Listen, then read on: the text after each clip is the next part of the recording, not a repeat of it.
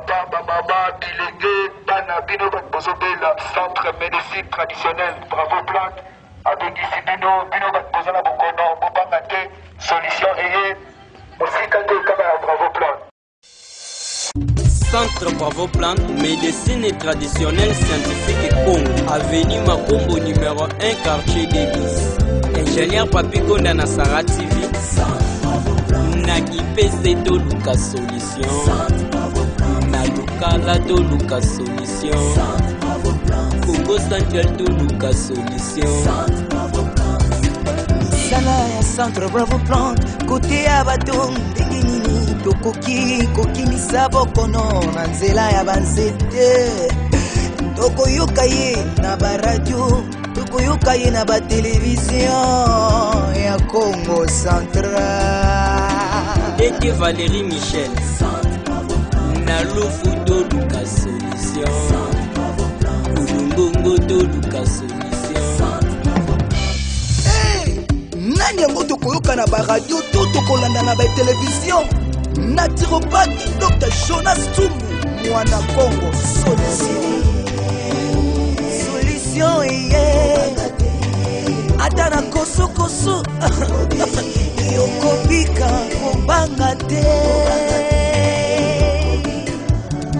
Koluka koyeba banzete Nyonso ya bankongo Po yango ekoma kesi Kosalisa bato na nzela ya banzete Mamaladi ya kati to pe ya libanda Ya mikolo pe ya bana mikie Nyonso wana kaka na Centre Bravo Plante Tokosalisa 33 maladies à base ya 119 plantes traditionnelles Congo Na nzela ya materne Tokokimisa 48 maladies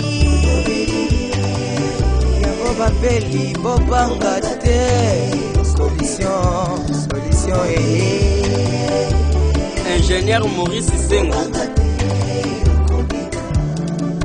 Maladie de la peau, sinusite carie dentaire Hernie prostate, peko zanga kobota Photo espoir. Rhumatisme, règles douloureuses Infection urinaire, kyste biliarigose Conseiller Flori Lukeba. Beka pona bana Nyonso wana tokosalisa na Bravo Plante Tango tobengi bino peuple congolais Peuple Congo Central toluka solution mosika te C'est la Bravo Plante Toza na jus bio Congo ekosalisa banyama ya lolenge na lolenge ya libulu ezokimisa mikolobo babactérie ya misisato ya baventre Toza na jikonda po ezosalisa maladi ya pema to asthme Poudre wa nyanga pona gastrite to pe estomac Poudre ntsukimicine pona hémorroïde Na Centre Bravo Plante toza na kisi ya te lokola te kitala pona tension. Kisi ya poudre lokola poudre ntanini pona diabète. Kisi ya pomadi lokola pomadi nkindangolo pona douleur ya misisato pe ya miku. Jika mansongo pona bokono ya mitiopo. Infection na nzoto pe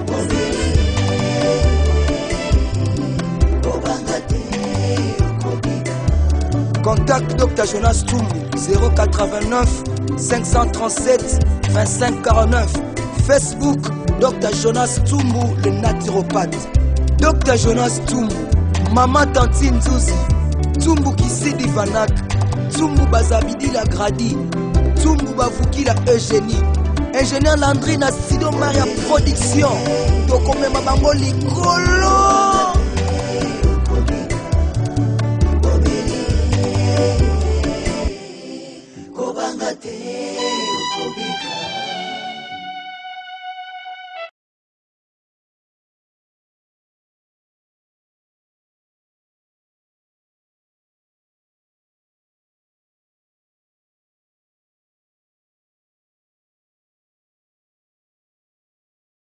Voilà.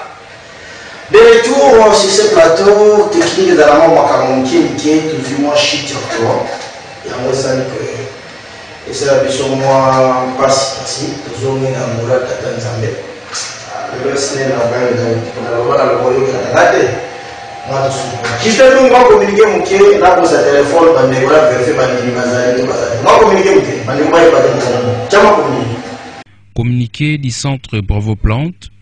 Centre Bravo Plante azali koyebisa ba malade pe ba visiteur. Naturopathe Dr Jonas Ntsumbu azali déjà na boma. Ba malade oyo traitement eza en cours. Kisi na bino eza déjà prêt. Pe ba nyonso baza na malade. Baleka pona kozwa libiki de 8h à 12h. Notez bien, soki olingi kokutana na naturopathe, kolia pe komela maïté. Centre ezwami sur l'avenue Bandalungwa, numéro 75, quartier Tadi, commune Yakalamo. Référence Wenze Yangenge. Boye imalamu na centre Bravo Plante na bino nyonso. Etiami Loboko na cabinet di naturopathe. Communiqué du centre Bravo Plante. Centre Bravo Plante azali koyebisa ba malade pe ba visiteur. Naturopathe Dr Jonas Ntsumbu azali déjà na boma. Ba malade oyo traitement eza en cours. Kisi na bino eza déjà prêt. Pe ba nyonso baza na malade. Baleka pona kozwa libiki de 8h à 12h. Notez bien, soki olingi kokutana na naturopathe, kolia pe komela maïté. Centre ezwami sur l'avenue Bandalungwa, numéro 75, quartier Tadi, commune Yakalamo. Référence Wenze Yangenge. Boye imalamu na centre Bravo Plante na bino nyonso. Etiami Loboko na cabinet di naturopathe. Allez, Bessi Kimpese, Bessi Lukala, Bessi Congo Central, tout bout de la Timoko. Centre médecine traditionnelle scientifique Congo, Dr Jonas Ntsumbu, Congo. Dr Jonas Ntsumbu. Merci beaucoup, Patna, maman. Je sais que technique est dans la caprice, c'est quand même tout sur la main, tout sur la main, qui awa par rapport au répondre à la question. Vous posez ma question, mais vous répondre à la question. Mon cas, on va trouver la révision ambition. Donc, ça m'a monté ma négo, bazar en ligne, bazar online, bazar branché, tout à l'heure, sur bazali, bâti quelque chose comme message. Donc, ça m'a monté, mais si gagnant, beaucoup mêlé bino. Monté là, ma compte à l'état, ma compte à sécurité, monté là, ma commerçant, ma Kadhafi. Monte na bandeko ya Dumbi, bandeko ya Miselabe, bandeko ya Sekambote, bandeko ya Ananzungi, bandeko ya Dilalo, bandeko ya Sina ya Monte na bino, bandeko ya Saiko Monte na bino, bandeko ya Fischer Monte na bino, bandeko ya Ponville Monte na bino, bandeko ya Kumu Monte na bino, bandeko ya Ferme Monte na bino, bandeko ya Kilomètre 8 Monte na bino, bandeko ya Itave, parti wana nyonso Kitsamu na tu bamote na bino, bandeko zona kaka bamote na bino, pe bandeko oyo bazali na Puela bamote na bino, ndeko nyonso ya Nzambe bamote na bino, bandinya Satana pe bamote na bino, pe yemo Satan bisika zali mote na ye kwa papolo Yesu pe bamote na yo bisika zali tata kimbangu bamote na yo, tata ndolani pe bisika zali mote na yo. Yo mouben Nzambe so nemoyo wa biso de temps en temps mote na yo bisika ozali ensemble ya bino nyonso ba mote na yo. Quelques amis oyo bazali branché baduti na tuma jevuli awa 04 mote na yo 536 mote na yo c'est monsieur Jean-Claude mote na yo 188 mote na yo vous avez branché vous avez mis aussi 043 mote na yo 11 mote na yo.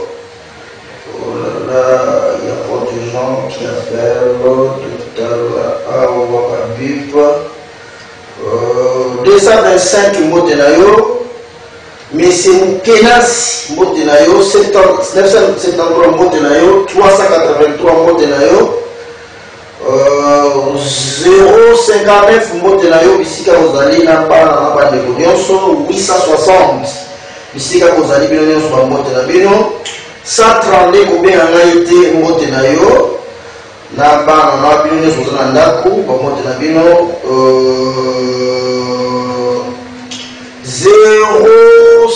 307 combien en été 0104 combien en été 944 combien en été 059 mbote na yo 507 mbote na yo 105 mbote na yo 549 mbote na yo 475 mbote na yo 970 mbote na yo 316 pe bisika ozali mbote na yo 481 mbote na yo 551 mbote na yo 316 kata na yo mbote na yo bisika ozali 752 bisika ozali mbote na yo 306 mbote na yo 357 mbote na yo 274 mbote na yo 950 mbote na yo 568 mbote na yo 899 mbote na yo 738 mbote na yo 316 zena wane mbote na yo nyonso na ndako na bana mbote na bino 568 mbote na yo, puis 806 mbote na yo, 367 mbote na yo, 773 mbote na yo, 245 mbote na yo, 806 mbote na yo, 851 mbote na yo, Blaise Poba mbote na yo, 414 kata mbote na yo, 752 kata na yo mbote na yo, 059 mbote na yo, 806 mbote na yo, Maman Yvonne Makiese mbote na yo, Mese Majos mbote na yo, 617 mbote na yo. Ah, c'est dangereux. Très bien. Allez, on continue. Les lots, il faut poser ma question. 994 0. Voilà, maman, les lots émission à biso et ça y a question. Na sala qui émission banzete awa ko to dikotika ki banzete biloko eza na kati ya nzete ba bien faisant na nzete to pesa ki ba arbre spirituel ba arbre banzete ya vie ba nzete molingo banzete ya mbongo banzete ya guérison kuna pe na émission wana tolobelaki makambo ya bakani ko bangunza bamemaka ba évêque ba nani ba abbé tout ça bakani wana basala mona banzete ndi tout ça to déconseille biloko ebele. Pour Mélingaï 536 messages autour de l'émission, on a un message non sur le nous avons un petit plus loin la WhatsApp, nous avons un question plus loin la Facebook, nous avons un petit Vox, Vox na numéro de WhatsApp, nous avons trouvé vraiment que l'émission vraiment suivi, donc la considération à ma casse,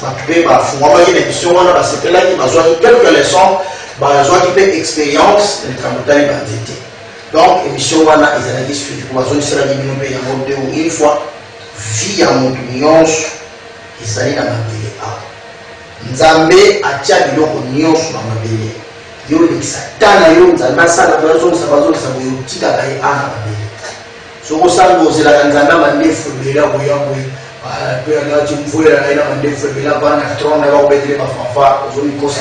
dans la connaissance.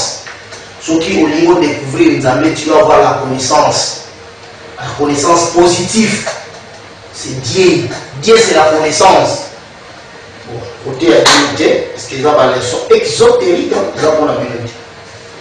Quand c'est quand on a sélectionné le message de beaucoup de la il faut se rendre compte, tout le monde, sur 514 ou 16 messages, 300 et quelques bâtonnons, qui ont accent na banzete wana ya spirituel, les arbres spirituels, et tout le monde s'est focalisé là-bas. Alors, je sais que je sais que je vois 21 jours, je effort, je fais détail catégorie par catégorie. Les autres pour là. Plante spirituelle. Mais on peut savoir comment la leçon qui est pour la plante spirituelle pour tout qui est bon à yao. Par exemple, maman, nzete azali molimo. Mutu faza la pembeni nzete. Biso tozi occasion qui na poto, de benga de na poto, ba forêt eza kuna awa eza te ou balindele bakendaka na forêt chaque jour okende kose ressource bango si bayeba te ke nzambe azalaka na banzete azalaka na environnement baperdaka ntango wana te bakemata kuna na lola bakekutana na ye bayebi ke c'est ici banzete eloko nini ya kodégage pa ya biso pa na biso bato kodégage ba énergie positive to ba énergie vibratoire oyeba biloko wana te parce que eza biloko mpenza domaine na bino te mais nazomema bino quand même kozala mwa idée baza ba leçon exotérique alors ntango ozali pembeni ya nzete ntango ozali pembeni ya nzete c'est-à-dire ozoko télécharger ozali kozwa ba énergie positive yango mutu na lopango na ye nzete oyo fazala na nzete fazala ba fleur mais kolonga n'importe fleur te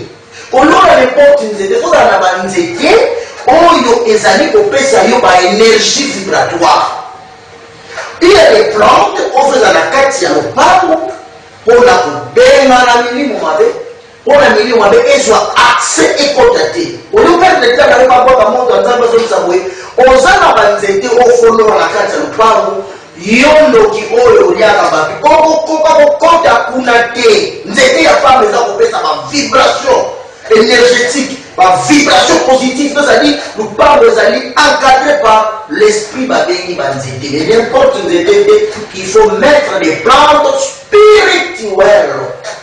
Je me fais comprendre. Alina pesa bino lo moko yo bana na bina bino tusuma bino des siècles et des siècles. Makam na lingina na awa. C'est là où vous voyez la lecture, c'est un connaisseur.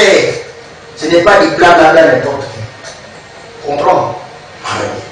Donc, mutu da bazali ko vivre azali na quatre lois. Oyo ekoleka yete ata ozanani, ata ozan niveau nini. Ata oza la force nini ata olikomisi nzambe tant que ozali na nzoto oyo oza na première loi naissance okobota quelle que soit force na yo oza na okobota deuxième loi après kobotama ezali maladie ekozwa biso nyonso oza na mabele awa ezala oza nani quelle que soit votre force maladie est incontrôlable.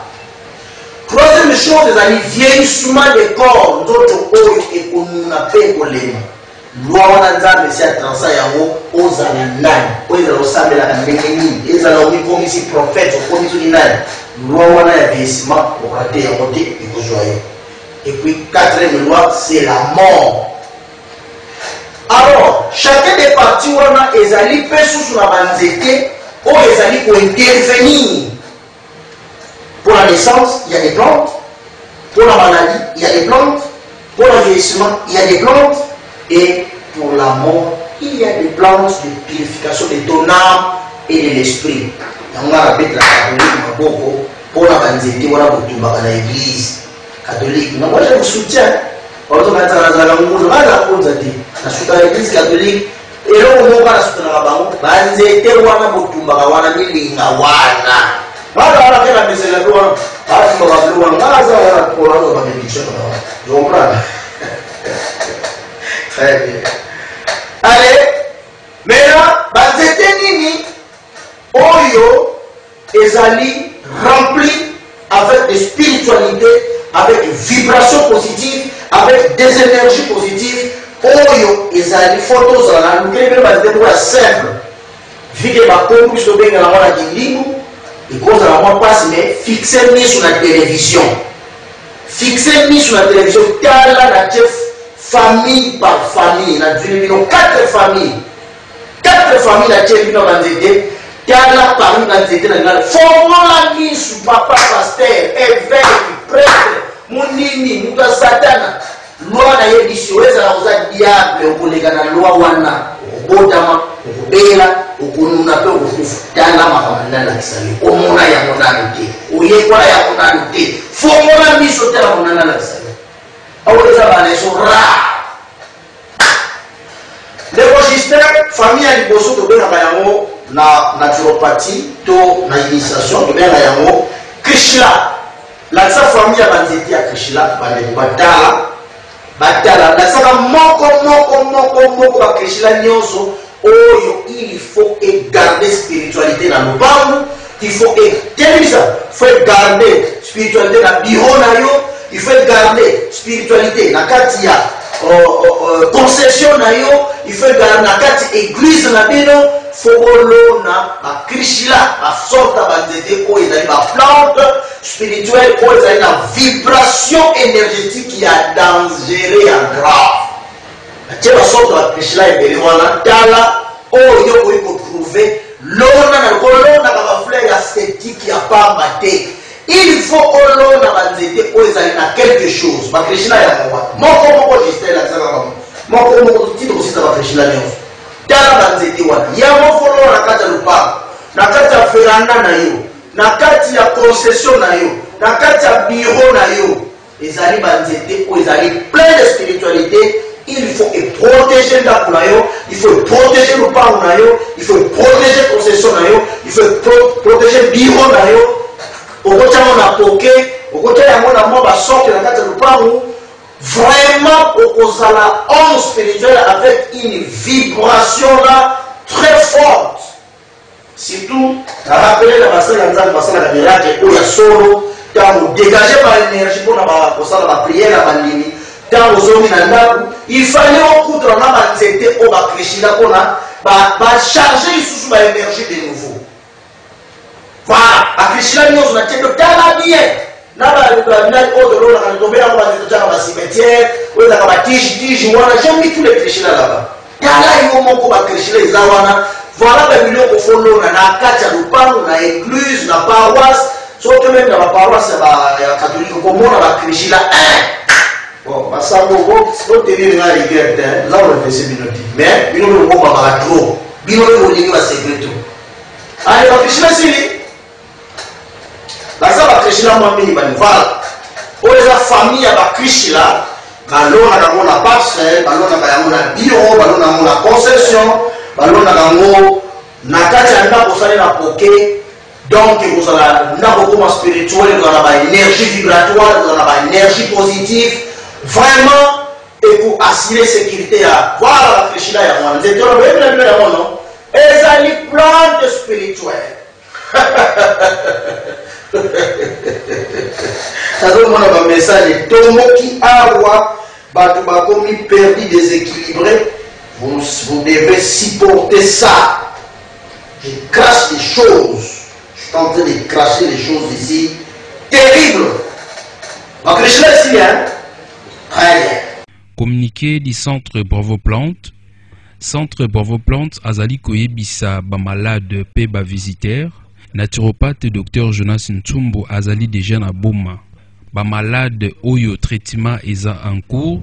Kisi na bino eza déjà prêt. Pe bai nyonso baza na malade, baleka pona kozwa libiki de 8h à 12h. Notez bien, soki olingi kokutana na naturopathe, kolia pe komela maïté.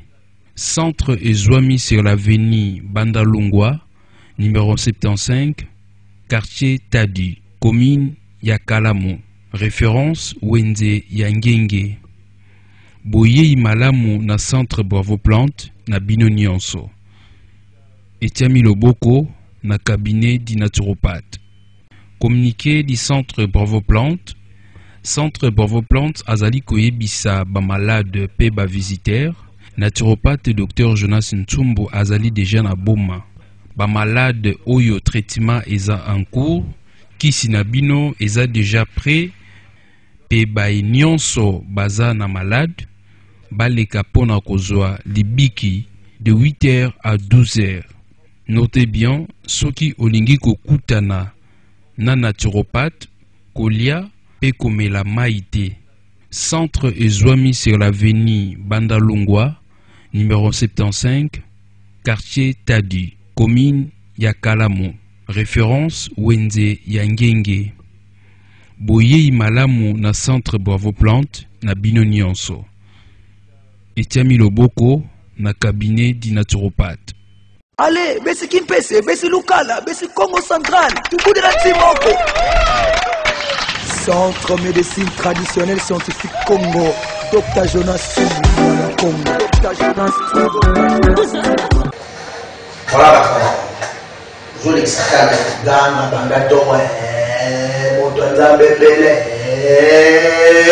tu peux accompagner tout le monde.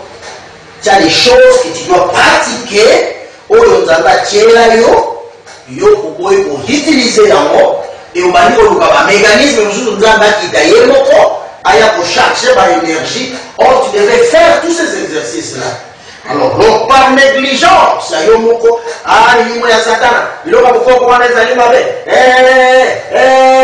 voilà ma conséquence aujourd'hui. Il y a des choses qu'il faut planter dans la cour de la maison. Il y avait des Krishna, il y avait des plantes spirituelles à l'intérieur, tout ça, vous avez tout écrasé. Même la mairie, on a fait la plante spirituelle, on a la vibration de la vie. Comment la mairie, on a j'ai rien vu. J'ai rien vu. Mais on a besoin de développement en Bogako. Même la ville, on a besoin de la case. Mais il fallait avoir des soulagements spirituels. Bon. Ça va. Puis la deuxième famille, il y a la basilique sacrée. Oyo est à la sainteté. Il y a Nda, il y a Ibota, il y a Bana, il y a Moka, il y a famille, il y a entreprise. Puis dans notre famille, il y a la basilique sacrée. Les gens peuvent parler de une initiative de vos ici. Et vous allez comprendre pourquoi vous souffrez. Pourquoi vous avez une spiritualité, attends, vous avez une prière, vous avez la poitrine, vous avez la kiloté, vous avez une entreprise, parce que vous avez la municipalité. Tu manques quelque chose qu'on appelle pouvoir. Oh, il faut jouer à l'ancêtre. Par l'entremise, il y a la plante spirituelle. Dans le bureau, il y a la fleur, il y a la catinate. Dans sa famille, il y a la basilique sacrée. Et que je suis tout de même à côté. De vos gloires, gloire à ça, gloire à ça. Allez, fais ça, ma famille 2. Il y a la basilique sacrée. Voilà, télévision, on va la basilique. Vous allez bien. Les plantes sacrées, ça garde la sainteté de la maison, la sainteté de la famille, la sainteté de la ville. Dans un rond-point, dans un boulevard, dans un pont. Là où il y a des inondations, il y a des problèmes, des érosions, il y a des problèmes. Il faut planter des plantes, des basiliques sacrées. Yo on a fleur les anatina na biro na yo ya mozo mona makamba osala pour contrôler snel à stabiliser courant à la boye délestage général tu manques des familles basiliques dans ton bureau. Tu manques quelque chose qui te manque, hein? Donc c'est très gravissime, c'est grave. Dans la famille il y a la basilique sacrée. Il y a un bon sacré, bon boîte. On les a dit, l'espace vert, il y a l'état, il y a un fleur, mais ils allaient par plante, on les a dit pour sacré ville, ils allaient pour sacré moka, ils allaient pour sacré partout, tout ça. Mais il y a un basilique sacré. Très bien. Troisième famille, il y a Banzete, de Rochester, ils avaient la basilique. Tu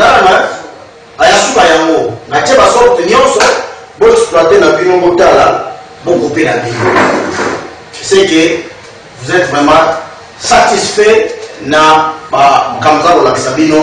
c'est ça au babengi spiritualité laissée par les ancêtres. Il y a un moment très fort, très puissant, très fort, très puissant. Il y avait la collaboration entre Baïmé, la collaboration entre Baïmé et la nature. Bisous sur la nature en conflit, tu es ancêtre en conflit. Tu vois, il y a un ancêtre, tu vois, il y a la nature, tu vas dire qu'on détruit la nature, tu vas dire qu'on tombe la nature, tu vas dire qu'on décoquette la nature, qu'on sopra la nature. Beaucoup de temps pour m'en Moke pour m'en les enseignements dans la Sabino, enseignement beaucoup de profondeur. Enseignement beaucoup de profondeur dans le sapino pour la école sapino vraiment pour comprendre. Bande ko m'appelle na WhatsApp au komi na botanga. Bande ko balingi pe ko na Facebook au komi na botanga. Nazala téléphone awa na botanga. Même au TV Fox na ko lekisa yango awa bande ko bayo kayo poser question nini. Izali masuza obeta awa ya dada. Voilà la maman famille mususu litoye kola kasi na ko rappeler bino ke na zorobat azali na ko. Mwana biso na kosala ezali direct za awa. Donc, toi, problème à 100 ans, tout ça, d'autres allaient pour bouger, d'autres allaient pour chauffer, au milieu de l'eau, aussi matin, aux amalades, na à Kala, aux amalades à Sika, aux sites traitements, ils en ont en cours, à qui c'est Jeep ou bien à qui c'est Zakuna et Zawazelayo. J'ai que 21 jours pour avoir que les sous-na, et ça comme d'habitude. Communiqué du centre Bravo Plante. Centre Bravo Plante azali koyebisa ba malade pe ba visitaire. Naturopathe Dr Jonas Ntsumbu azali déjà na boma. Ba malade oyo traitement eza en cours. Kisi na bino eza déjà prêt. Pe ba nyonso baza na malade. Baleka pona kozwa libiki de 8h à 12h. Notez bien, soki olingi kokutana na naturopathe kolia pe komela maïté. Centre ezwami sur l'avenue Bandalungwa, numéro 75, quartier Tadi, commune Yakalamo. Référence Wenze Yangenge. Boye imalamu na centre Bravo Plante na bino nyonso. Etiami Loboko na cabinet di naturopathe. Communiqué du centre Bravo Plante. Centre Bravo Plante azali koyebisa ba malade pe ba visitaire. Naturopathe Dr Jonas Ntsumbu azali déjà na boma. Ba malade oyo traitement eza en cours. Kisi na bino eza déjà prêt. Pe ba nyonso baza na malade. Baleka pona kozwa libiki de 8h à 12h. Notez bien, soki olingi kokutana na naturopathe kolia pe komela maïté.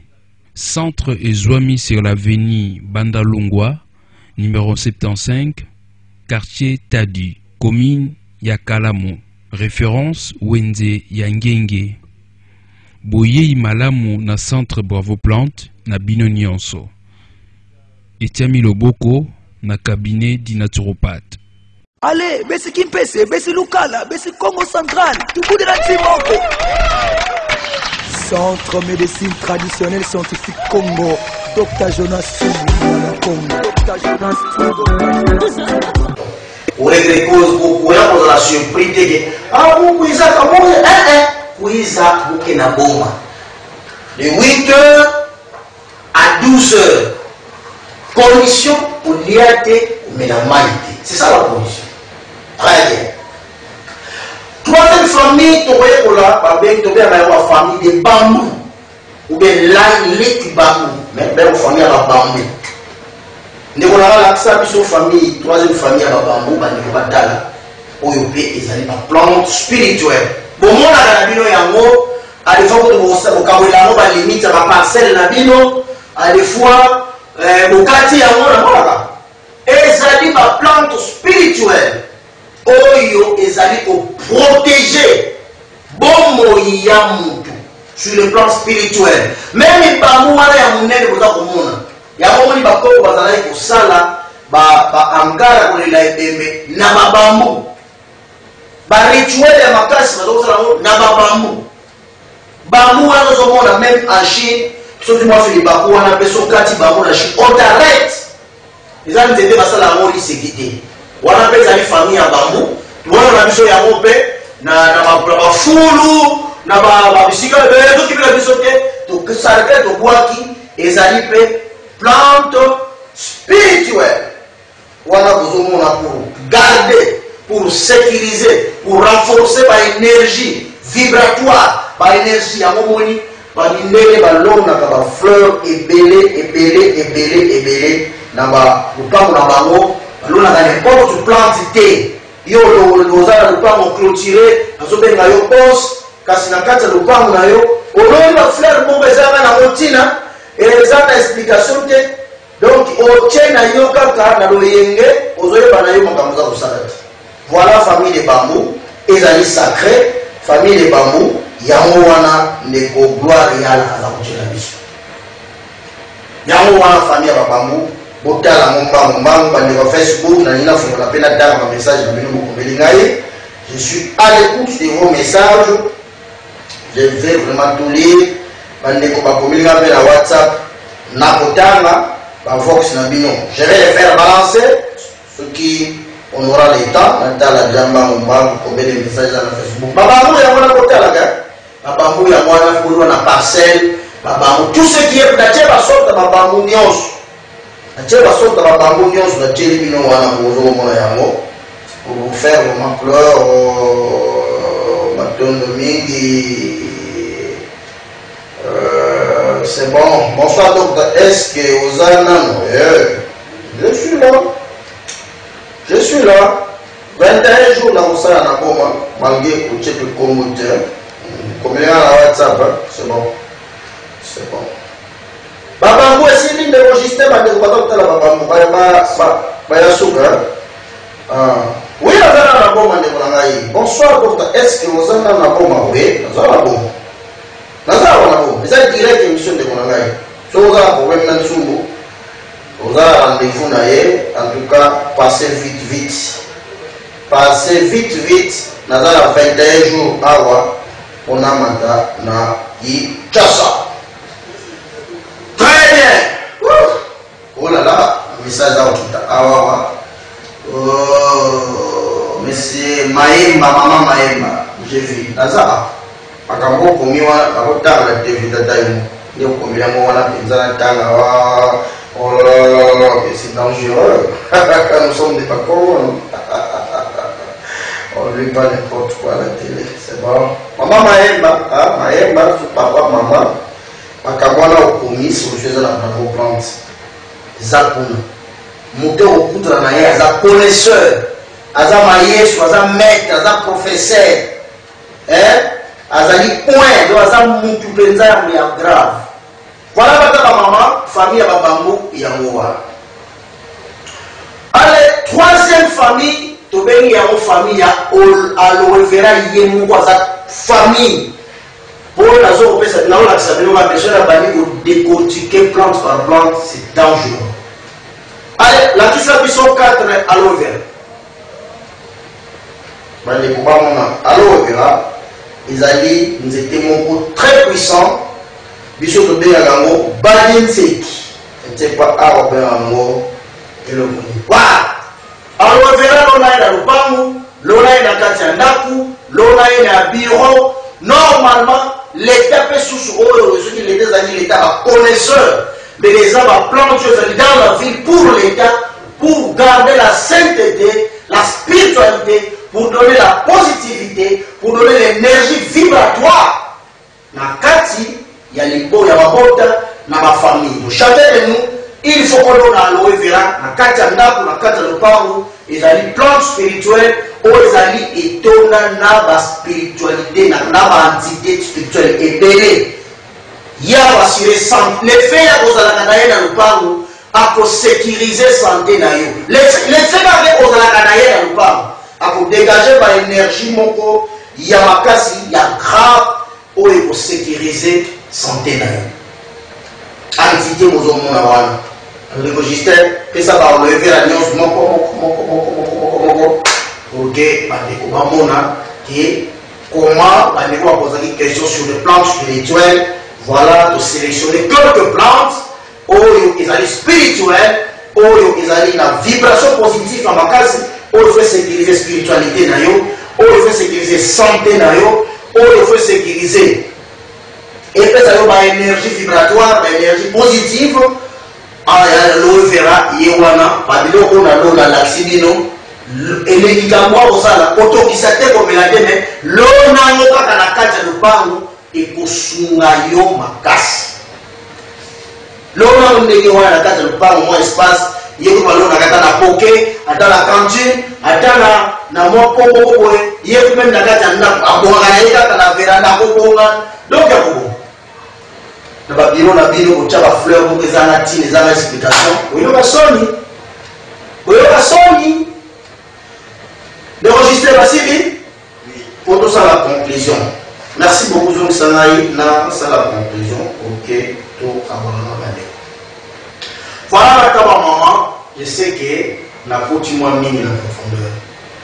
Profondeur on a côté ezala qui pour la soigner. Profondeur on a côté ezala qui pour la bonne sabino, qu'est-ce qu'il faut faire? Dans la gare on a kamona na c'est parce que tous allez dans le bac, pour changer les données dans ce pays, il y a des choses qu'on doit faire, il y a des mois pour changer. Quand on changer la parce que spiritualité, tu tiens la ciment, tu as intellectualisme, tu tiens les bossos. Or, nous, tu ne m'appelles pas vivre, et là, on veut faire vivre la spiritualité. Or, nous allons nous considérer comme spiritualité, ce n'est pas ça. Je vous donne moi statistique pour vous comprendre que ce n'est pas ça. En Chine, on n'a que 4 églises. 4 églises en Chine. Dans la stabilité, par exemple. En Suisse, par exemple, il y a 18 églises. 18 églises. Nous sommes dans une Suisse, à part catholique, protestant, pays de l'armée de Sali, que vous avez. Aujourd'hui, dans la Finlande, dans la période stable, dans l'économie, là-bas, il n'y a pas des églises. Mon père, il y a l'État, il y a un pays, il y a un c'est fini. Aujourd'hui, Arabe Unis, il n'y a qu'une seule église là-bas, ici. Il y a 2 ans en Afrique, au Congo. Si on a ma statistique, il y a 2021. Nous avons 13 401 églises au Congo. Dans le Cameroun, pour bien combattre le record, Cameroun a 10 000 églises. Nigeria a 9 400 églises. Nous avons bien combattre le record. Angola en face ici. En face ici, c'est à peine 23 églises. Angola en face ici. Où l'État va reconnaître comme église. Mais Bichot nous a 13 401 églises. En état c'est dangereux. C'est malheureux. C'est très malheureux, c'est dangereux. La véritable spiritualité est à fouler aux pieds. Tchekuna. Qui parle à côté, le tu vas connaître. Oh, normal, pour l'unité. Oh, c'est un homme spirituel. Il est spirituel. Mais par condition, d'accord, il est spirituel. Ah, depuis rond-point, Maman Thérèse, depuis rond-point, merci pour la confondre la mission mémoire pour ma caméra gravissime. Merci beaucoup Maman Sounda makamna craché awa batu balengi na bandako balobi oyo matière ndenge tuzako Maman Thérèse merci beaucoup Maman Konda lobi oh tata ya nika na église fait non sumba sambe la ke de juste yani ndeko gloire ya to komi na to ke mona mweli tana na ezali ko ke to perdre peto suma na choix. Mesdames et messieurs, nous avons fait merveille comme ça dans la zone, on a fait sa bénédiction, on a clôturé, on a fait sa bénédiction. On a zone, on a fait un mélange de bureau, on a 5 heures, 4 heures. Grand travail là. Juste là, on a dit que gloire à la main.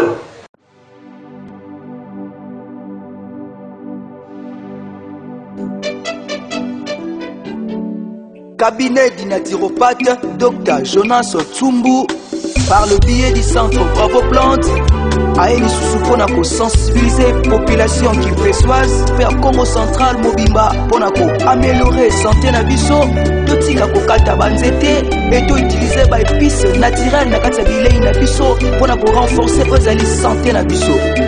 Évangéliste Paul Polo tango ekoki tofungola matoi population qui fesoise pe ya Congo central to toyoka mateya ya naturopathe Dr Jonas Ntumbu azali kote ya biso totika kokata banzete na kati ya mboka po yango ezokontribue na sante ya libota toyeba nini tokoki kolia na oyo tokoki kolia te po yango ezoprovoke bamaladi ebele totia matoi na malako yango totia yango na misala po torenforce sante na biso.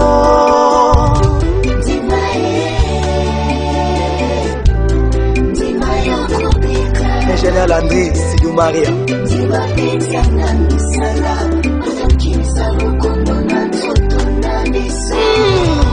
le naturopathe Dr Jonas Ntumbu mwana Nkongo aye lisusu kote ya biso moto aboyaka conseil aza lokola moto azali biso koyokatuni keba boya kotambola lokola mai ebale boya conseil lelo tozomona baréchauffement climatique baérosion conséquence ya kokata banzete ezokontribue na sante na biso totika kokata banzete po tovivre o banzete oyo tozokata ememeli biso bilei kaka yango ememeli biso nkisi banzete oyo tozokata ezomemela biso mopepe oyo eza indispensable mpo na sante ya libota mateya ya naturopathe amipesi kore ampona kote ya biso papa mama ndima mokanga motema te ndima yoka mateya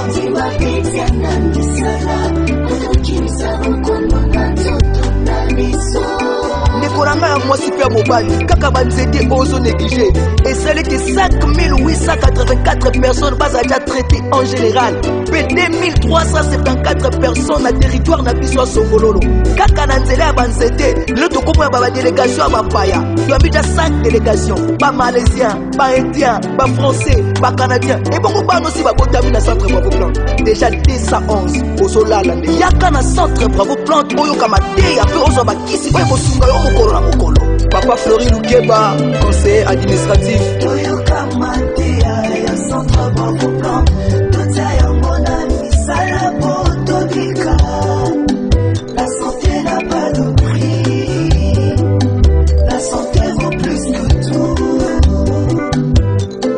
igasisakio penepene papa weli kokata banzete oboyaki koyoka mateya ya Bravo Plante misala osalaki na kibolenge lelo nzoto efundi yo obeli malade ya prostate bakotrete yo na nini lelo sili mayele totika kokata banzete yango ebikisaka biso na ntango ya bokono belor temi shika masongo na shikonda tekitala na poudre tanini poudre tukimisini nyonso wana euti na nzete oyo ozokata bakotrete yo na nini eko na ngai vanda mpe kanisa malamu brisa ya lepatre yango tosengi na leta na basali ya nzambe mpe na zone de santé botia maboko na initiative aboye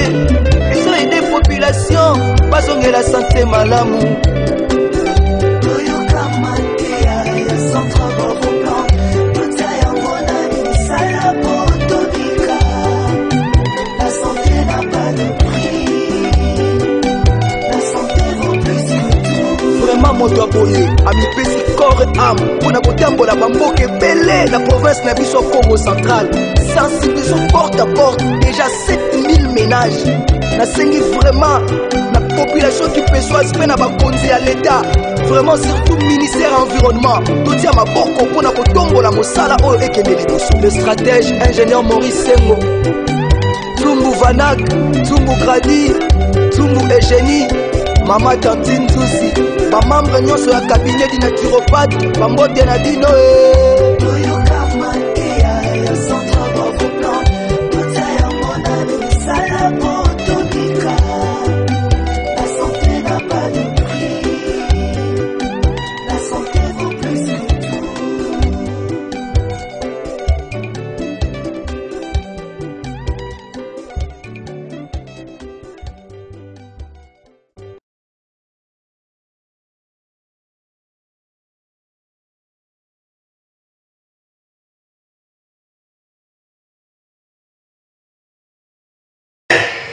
Merci beaucoup, bah, les gens sont comprendre le message pour parler.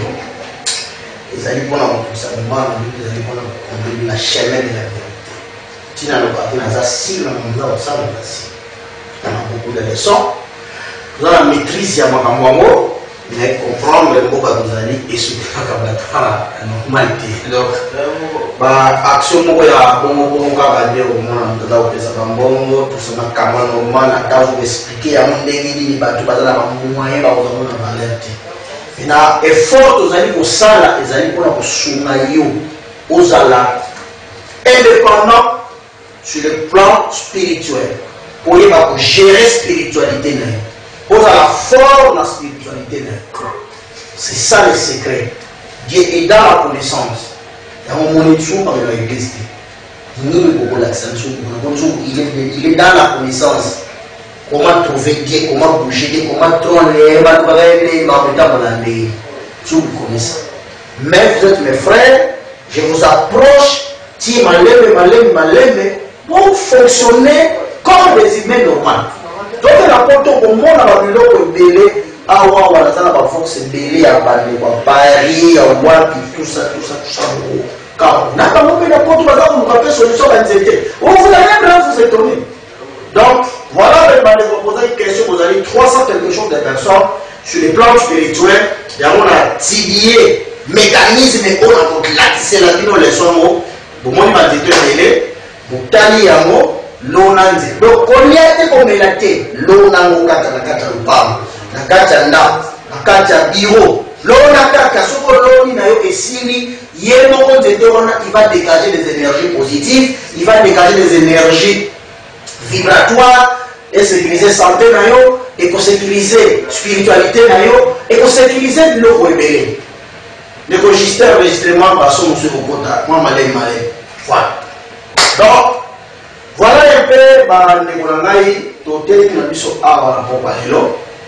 vous copiez, vous faites quelque chose, on a l'oubli, n'a pas l'oubli, copier, noter.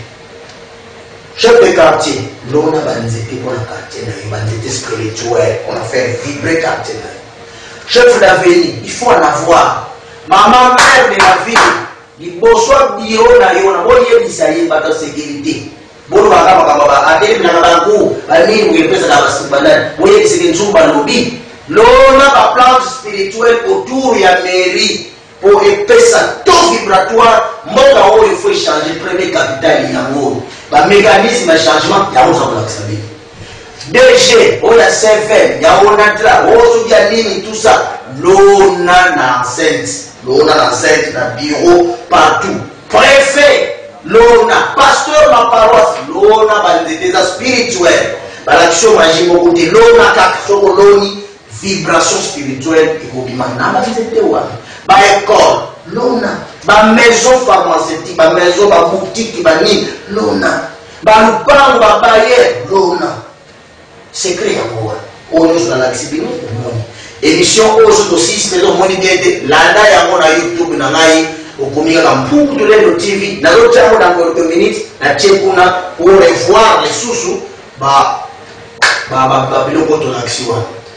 Merci beaucoup la bino bola ningai lobby na zawa na kusala 21 jours yonde kuza malade comment na bravo plant kisi nzoto zote mzee comment na bravo plant zote za malade comment na bravo plant pour que o joie kisi na yo to soki na biso awa to mwana ka lobby tika nzambe na ngai pour que baba de la bino pour que bazala la bino pour que na pesa bino mayele afungola bino mitu apesa biso mayele afuna biso ba cerveau apesa biso conscience pour to yeba mboka onde to kutamsila yango bunzambe na yeba na kati na biso ko yenda zali nzamba salaki alliance na bakoko na biso na seri ya na kongo ya komba kongo ya lit na nzela tata yimba mo bix na biso yenda ni pesa ki akana abeta makona kubuka domination kubuka colonisation kubuka esclavagisme tika ni pambo ni eza na famille ya moko na moko ko ya kolanda ba principe oyo divin oyo mo pour te le pesa ki tika moza na kopamba ma 50 la kondimanya sur la komba nzambe na biso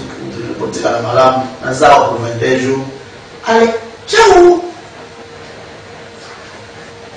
Centre médecine traditionnelle scientifique Congo. Le naturopathe Dr Jonas Tsumbu Mwanankongo.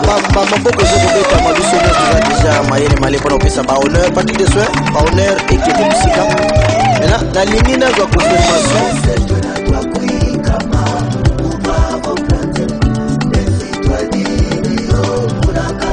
bongo ye moko première dame mama Tantine Zuzi lembo tuniemene yo kipesa lukala songololo espoir photo Congo central Stade ya Silwa angayo nabela bakisa ndenge na ndenge mpona bokono na ngai solution ezalaki te balakisaki ngai bravo plante nakenda namelakisi mpe namoni solution na bokono na ngai lelo nabiki yo bravo plante ezosalisa bokono na nzela ya banzete nzoka nde nzete to neglijaka ezalaka nango nkisi Giscard ya mona lukala kipese Congo central bobima boya na bravo plante babotaka te bazobota ingénieur Maurice bato bokono babika bokona kati mpe ya libanda conseiller Florine Keba na sina na ngai contrat kaka se na bravo plante ntango bapresi nyonso bazosaisanga o bamosusu bayeba o kote ya papa bamosusu bayeba o batata mwasi bamosusu bayeba tobika bambongo kokeba partout bambongo ezobeba na bandi koyebisa papa Jonas na explike na ndenge na monaka akisengaka kisa mokie kaka na meli nasali mpe une semaine minute nde naaloba boye naza na retard ya 3 mois na 2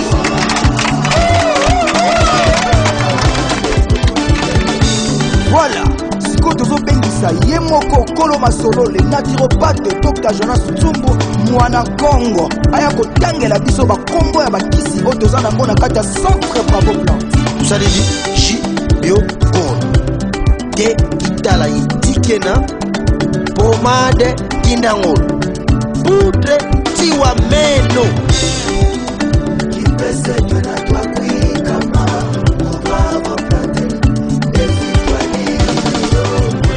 poudre wa dianga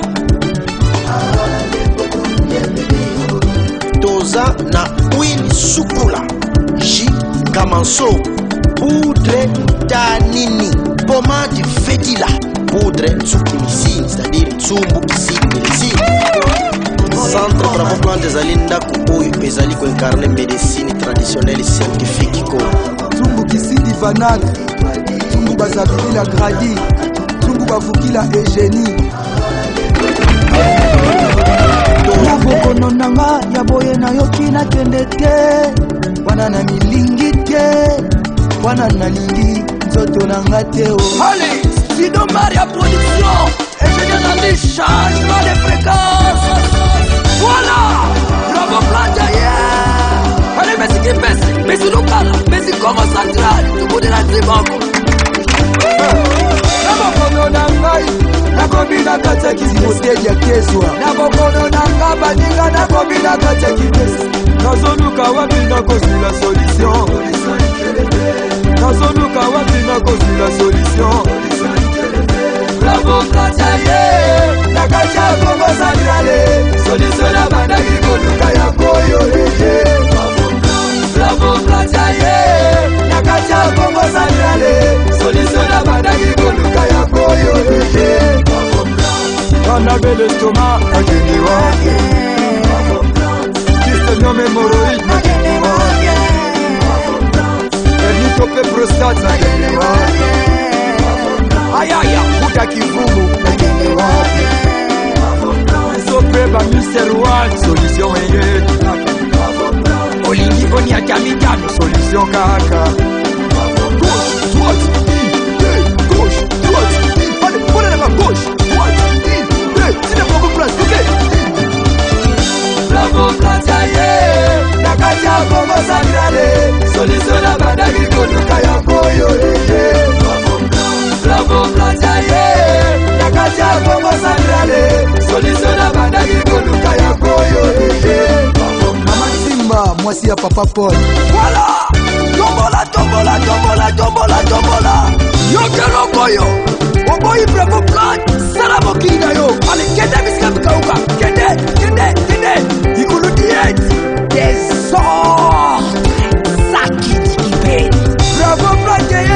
ipese zosepela na yo Bravo Plante ye ipese zosepela na yo ezala bakoko ezala batata bazosepela na yo ezala bamama ezala bana tozosepela na yo bandeko na tsaki tembete nauti Bravo Plante na bikini hemoroid nakomoni ata mikano zembosili yazogezewele zogezewele